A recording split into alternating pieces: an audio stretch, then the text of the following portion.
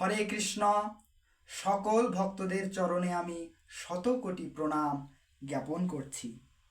আপনারা অনেকেই প্রশ্ন করেছিলেন যে ৩৩ প্রকার দেবতার সম্পর্কে একটু বর্ণনা করুন।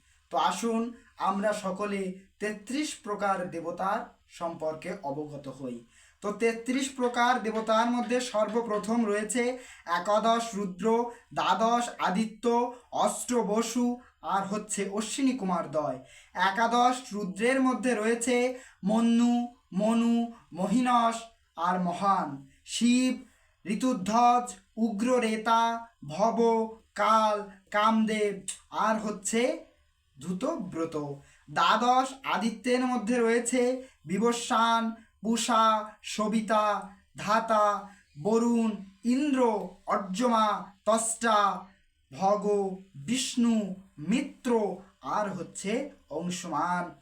অষ্টবসু কারা? অষ্টবসু হচ্ছে ধরা, অনিল, প্রত্যুষ, সোম, অনল, অহ, প্রভাস আর হচ্ছে ধ্রুব।